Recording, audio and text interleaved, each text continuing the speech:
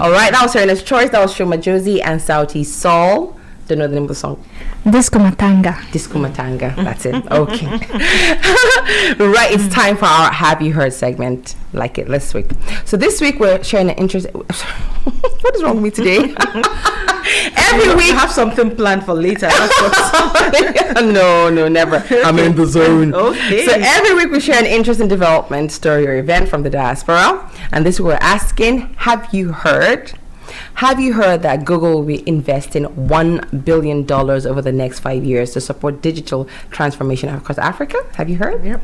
You heard about it? Mm-hmm. All right. For those who haven't heard about it, let's talk about it.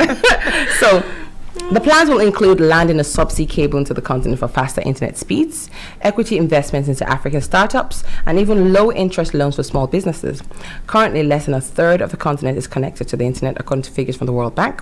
However, the subsea cable will link Africa and Europe and is expected to come into service in the second half of this year. Google says internet speeds will increase by 5 times and data costs could be lowered as much as 21% in countries like South Africa and Nigeria. The news comes after Google confirmed its Grace Hopper subsea cable had landed in Bude, Cornwall last month, and the plans to introduce another subsea cable in Africa were announced at an event led by Google CEO Sundar Pichai. We've made huge strides together over the past decade, but there's more work to do to make internet accessible, affordable, and useful for every African, he said. Today, I'm excited to affirm our commitment to the continent through an investment of $1 billion over 5 years to support Africa's digital transformation.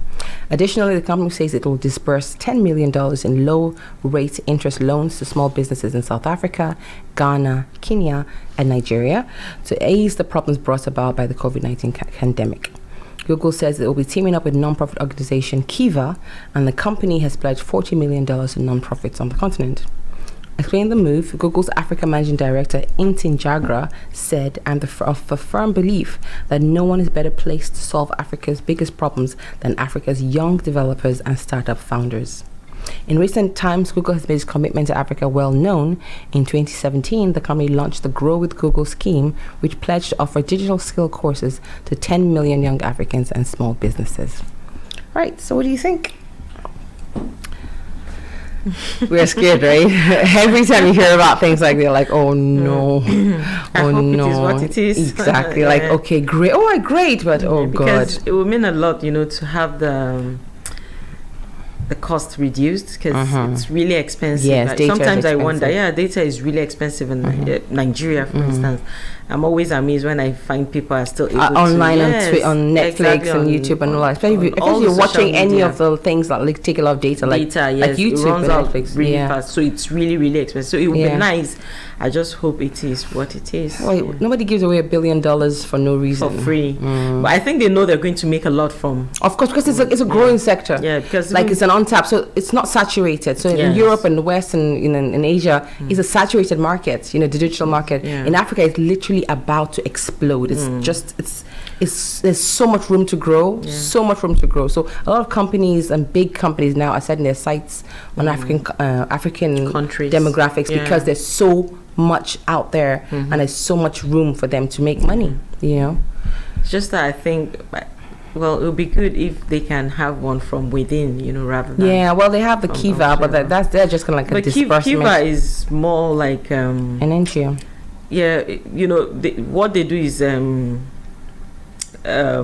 crowdfunding. Yes. Yeah. So, I mean, well, the only good story in this is that there's an Google Africa's MD. Can you imagine having a job like that? Can you imagine the perks and the benefits of a job like that? To be the MD of Google Africa. Can you just the life? Can you imagine your lifestyle? Everything will just change overnight. Oh my god! Is that what you're thinking? That's what I was thinking. The whole story. I was like thinking about the impact. I'm like, who's MD for Google Africa? Like, and how do I get that job?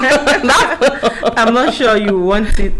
There's a lot of offered, responsibility. yeah, if it's offered to you, I'll do it for 5 years, and I'm like, I'm good. I'm not sure you want I've to built do my house, that. my village. Anyway, so yeah, okay. I mean, I'm happy that they're going to do that. I mean, they're sounding like they're trying to do something for. No, they're doing it for themselves. It's business, and there's a huge market out there, and they're about to tap into it. So it's not because from the goodness of their hearts. They're doing it for business. So yeah. If they have people are connected, people are buying more, people are searching more, people are doing more things. So the more people are connected, the more it helps them as well. So they're going to invest regardless. Business, yeah. All right. Good luck to everybody involved. Right, we're going to come back into the African history story, which I love. But before we do that, here is Lie by Kiz Daniel. Enjoy.